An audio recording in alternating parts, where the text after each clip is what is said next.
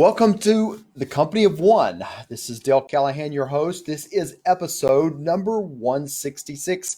Today we are talking about I want more. Is it okay to want more? And I've seen this posted in a lot of different ways. And recently I saw on a Marie Forleo post, let me just say Marie. She had a post out where somebody had taken a picture of a sign that said, I want more. And she got all kinds of comments. I mean, she made comments about how, yeah, that's cool to want more. We all want more in different things. We want more money. We want more. There's just all kinds of things we want more of. But it was weird, some of the comments she was getting back. And there were comments along the lines of, it's not okay to want more because if you want more, you're taking away from what other people have. If you're already rich, if you're in the 1%, it's not fair to want more because you're taking money away from anybody else. So let me just put in context. First of all, if you don't know the stats, if you live in the United States of America, and I forget the salary range, but I'm going to throw it around $35,000 a year. Okay, it's not killing it in the United States, but you're making money, you're living. If you're at 35,000 in the United States, you are in the top 1% of the world. So when we talk about the top 1%ers, you're probably there. If you're watching this video, if you have Facebook, if you have the technology to watch this in the United States, you're probably there.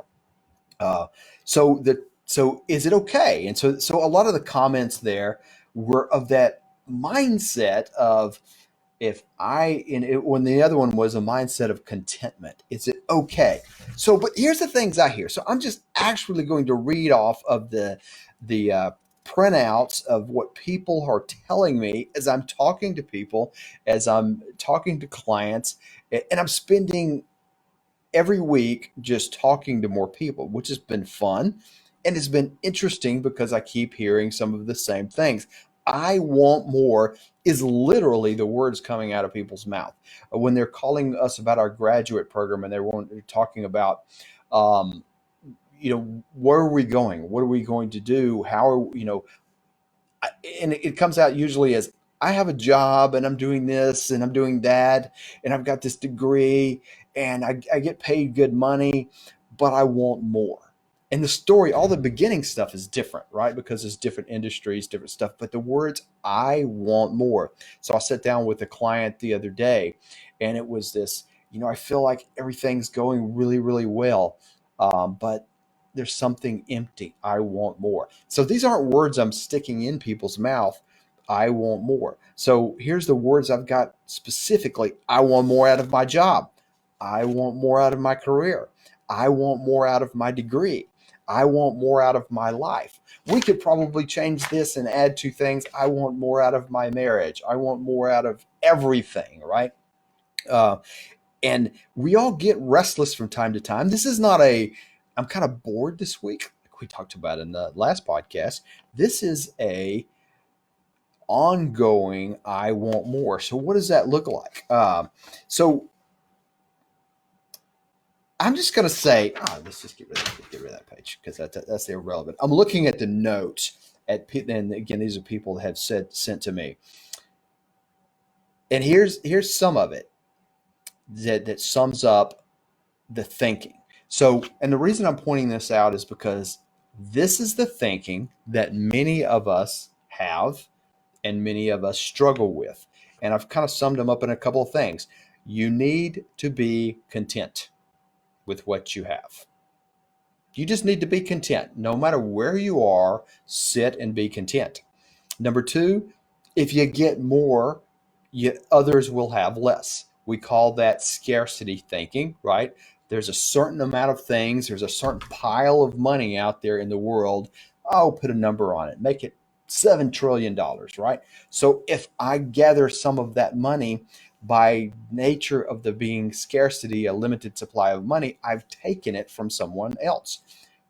I could go, if I've gathered some of that happiness, I've taken it from somebody else. Because, and believe that sounds a little weird, but that's how we think. If you watch what people say, that there's this balance. There's this, and maybe in some religions this is probably accurate of how they think about things, but it's that scarcity. If I get more, somebody else is suffering and gets less.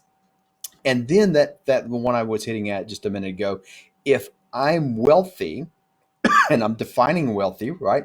We can define wealthy however we want to be. But it's funny because people will always say, well, the wealthy, or what does that mean? And it depends on where you're standing and who's standing shoulder to shoulder with you, of whether somebody's wealthy. Because I know people who are making $1 million a year who live kind of like they're in poverty because they're terrible at managing their money, and people who make $40,000 a year who live like kings, at least in terms of the way they manage their money, right? So wealthy doesn't really mean anything, except this nebulous thing that we're usually blaming other people and talking about how bad the mean wealthy guy is, like the big bad wolf, right? Makes a good movie script. So this is scarcity, a bunch of scarcity thinking. There is contentment thinking, and there's the blaming the wealthy. And these are some of the things. And so as people are telling me they want more, the things that I'm hearing is guilt. They'll almost start backpedaling. Is it okay to want more? So many of us, especially Christians, we think about contentment. The Bible talks about lots of things about the word contentment. So without getting into too much detail, we'll just say there was a time that I was going to start a business, and by definition, starting a business is to make money, right? That's the goal. And I'm sitting here feeling a little bit guilty, thinking, wait a minute. My mission, if I read Matthew 28 in the Bible, the mission is to impact the world through just making disciples. Okay, so I'm reading that and thinking that's my ultimate mission. So, what am I doing trying to start a business? So, I went and sought the counsel of some pastors and said, what am I doing? I should just give everything away and stop. And I got told differently than I thought. And basically, it was, not everybody's going into the pastorate, that there's somebody that needs to make a lot of money, because who do you think funds the stuff that's going on? And we went through this long story about how, if you look in King David, and if you look at in Joseph's time, when back in the Pharaoh and way back in Egypt, that there was this need for wealth and proper wealth management to take care of the country, to take care of the people. And we went through this long thing where basically his message was, if you, and I just, because I remember hearing this, because it came from a pastor, and I would say a very conservative pastor. And he said to me, as I was walking out, he said, if you're going to have a business to make money, that should be your goal, to make money, then you should have a goal of making a lot of it. And that was really a weird statement to hear. But what he's getting at, think about the word contentment. What does contentment really mean? Contentment means just sitting here, being content with the amount of food I have, being content with the amount of wealth I have, being content with everything. And that's a good thing. But contentment is not a state. We take that as a permanent state. Like, I should just sit here and be happy with the food in front of me. Now, I don't know about you, but I'm going to guess that contentment's going to run out when it comes time for the next meal, right? You may be content at breakfast, but by lunch, well, maybe by dinner, depending on who you are and what kind of diet you're on, right? But you're going to lose that contentment as hunger comes back. Is hunger evil? Is the fact that our tummy's growling, is that an evil thing? Is it an evil thing because the roof is leaking? I want to fix the roof. What do we think of we mean by contentment? Some of the processes that people are thinking is, that's almost like it is. It's like, I should want for nothing. No, I don't think that's what contentment means. Contentment means, in the moment here, I should be content that I have all I need, as opposed to, I wish I had that, or I don't have that, so I'm going to lay down and kick my feet and pitch a fit, right? That's not contentment. Contentment is feeling like I have what I need right now. I may be poor, I may be rich, I may be well fed, I may be hungry. But I need to be content where I am right now. And I need to realize that I'm taken care of. However, who wants to just sit there all the time? Because that's the ultimate thing of contentment, is just to sit and do nothing. Now, that kind of sounds like where the Bible talks about idleness and just doing nothing. What about the Proverbs 31 woman, right? Was she content? What's the deal here? What are we talking about? There's constantly work going on in the Bible. As a matter of fact, look at the beginning of Genesis, where Adam and Eve are in the garden, and what is he told them to do? To take care of the earth, to control the earth, which is kind of weird if you're a tree hugger now. That was the original goal, was not to go out and be environmentally friendly and try to save the tree and try to save the hummingbird and all those kind of things that we try to save. It's to dominate the earth, to use it for our purposes. That may mean things go extinct, but the tree huggers can call me about that later. So, but contentment means work. Even in the Old Testament, work existed. Work existed. Why did work exist if you want to just sit around and stare at the other people? Right? There's contentment. You can't be content without work. That sounds weird too, right? But you can't. Biblically, that was given to us. As a matter of fact, work was given to us before the fall in the Bible. So if you're not a Christian and you don't have a clue what I'm talking about, well, you probably do. But before sin came in, before Adam and Eve ate of the apple, they were doing work. And that means there was a reason to be working, right? And they may have been content with all they had. Probably not, because that's why they bit the apple, but that's another story. But it may have been content with all that they had, uh, but they needed to work to do other things. So, as I look at this, the money is the contentment. So, but let me go to the big issue. Is this is so popular in our land today? Um, whatever land that is. This is popular notion. And I saw this all over Marie Forleo's posts, where they were almost dogging her for saying, I want that to want more is a good thing. To want more is okay. And to want more and to work for something is okay. And they were saying this abundance versus scarcity thinking. So let me hit that, because there's only two kinds of thinking in this. There's scarcity, which is there is a limited amount of resources in the world, call it money. And for the only way for me to get more money is to take it from you.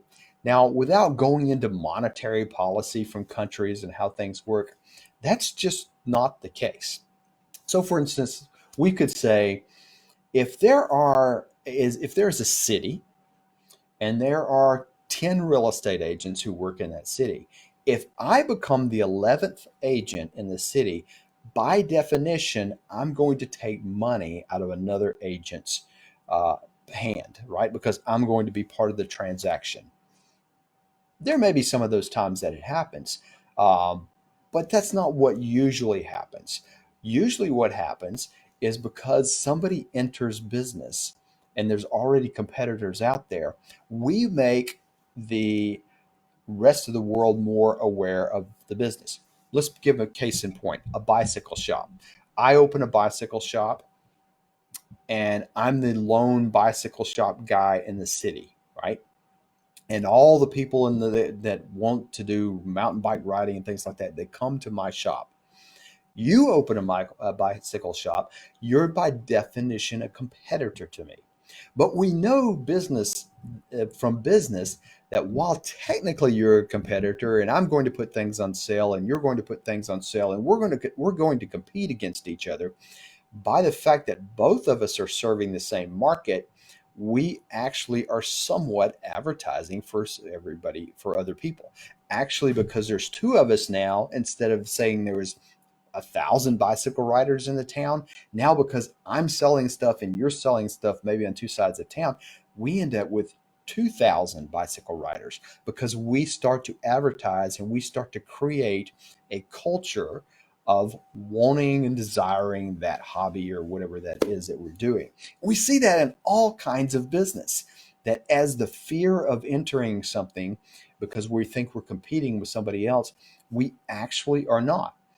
So when we were starting a wireless telecom company, one of the first things that I did um, is went to our number one competitor and sit down and had a conversation. Now, partly because that number one competitor could eat us overnight, but we wanted to sit down and have a conversation about, hey, here's what we're doing. We're in your space. Let's be, and we want to win here, but we also know you can eat us. And we walked out of the room with a partnership, which was really weird because we were doing something that was nichey that they didn't want to do, didn't have the expertise to do, but they had this big giant platform. So we walked in the room kind of thinking, hey, we don't know where this is going. And we walked out of the room with a partnership of that we were not expecting to happen. So this is this kind of abundance or scarcity thinking versus abundance thinking. Because the fact is, if you are going, if there is so much out there that if you do something, you create abundance, right? If you start consuming all the food in a city, just think simply of a food. If I start eating more, or if I start bringing more people into the city to eat more food, instead of thinking these grocery stores are going to run out of food, what they're going to do is they're going to say, because we're selling so much food, we're going to order more food. And we're going to open another grocery store that's closer to different people. We create more stuff. Now, theoretically, you may be saying we're stealing from food somewhere else, that some other grocery store in some other part of the country doesn't have food. No, because the farmers are going to see there's a bigger demand for this. They're going to plant more crop. They're going to grow more cattle or whatever you do. I don't know how you would call that. They're going to raise cattle. And so they're going to create more food because there's a demand. And that's how we act, as if everything is in a standstill, as if there's this amount of food and there's this amount of money and there's this amount of everything out there, but it's really a dynamic. That's what we call a static system. It's a dynamic system. And every time somebody demands more, more is created. It's kind of that way when you work out, right? Because if I only have so much muscle, if I only have so much air capacity, if I only have so much capacity to do work, then what's the point of exercising? I'm not going to be able to increase my capacity. I'm not going to be able to run faster or lift more or have more endurance. No, that's not even in your bodies. As you stress your body, you create abundance. Your body responds. Biology responds. And it says we're going to help you become faster and stronger and adapt to to the things that you're doing. That's what's really going on in society. So this whole thing that you see about uh, people feeling guilty, like they're taking food out of other people's mouths or they're taking opportunity away from other people, that's, I get that, but here's what that is. That is an excuse not to do anything. Because ultimately, the people saying that, they're not really scared of that. I don't believe they are. They're afraid. They're afraid of taking action. They're afraid that if they step out and do something, they'll take action. Oh, I'm not talking about the people that hate the one percenters, even though they are the one percenters and they don't even realize it.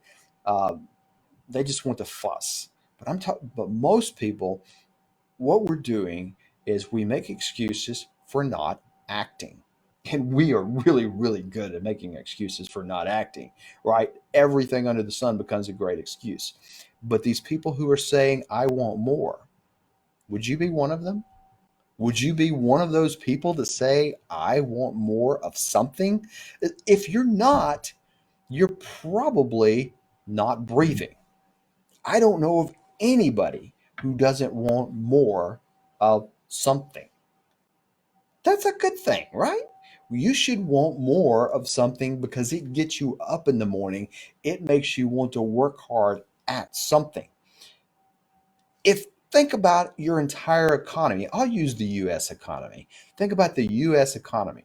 I really, really hope that when I go to the doctor and the doctor says, you need something, let's say you go to the doctor and they say, you need heart surgery. I hope that heart surgeon wants more. I hope he wants more money. I hope he wants a bigger boat. I hope he wants another house and already has 15 of them, right? Because I want him to be so dadgum good at what he's doing that this is he lives and breathes doing that because he wants more. I hope the farmer grows more food. I hope even the person who paints my house wants more money in his or her pocket because if they do, they might be doing a good job, right? I hope the person at McDonald's in the drive-through wants more. Not so sure that one's true based upon my experiences, but I kind of hope that that is the case because if you're not wanting more, you're probably not serving well, and that's the key. The only way to get more money is to serve well. The only way to get more time is to manage your time better and probably get some wealth. As a lot of things come down to wealth in our culture, is is that gets you more time and freedom to do that. So when I'm talking to people, people are saying they want more. Their challenge is not the want for most of us. Some of us get caught in these twisted thinking, but for most of us, the challenge isn't the want. For most of us, the challenge is the how. How do you get more of what you want? And so the first part, we won't get into the other parts. I'll tell you that next time. But the first part is defining what you want more of and getting clarity about it. Sitting with a client the other day, he wanted more of one thing. And he talked about 20. He talked in circles about 20 things, but the one thing is what it came back to. And so when he finally got what the one thing was, that one thing, it was like, okay, let's focus on that because that one thing generated all the others. So one of the tricks of success and wanting more is to define what it is you want more of. You may want a lot of things, but what is it you want more of right now? And then get highly focused on that one thing. All right. We will talk to you next week and we'll come back and talk about the two things or the three things to have more success in getting what you want more of. Until then, we will talk to you next week.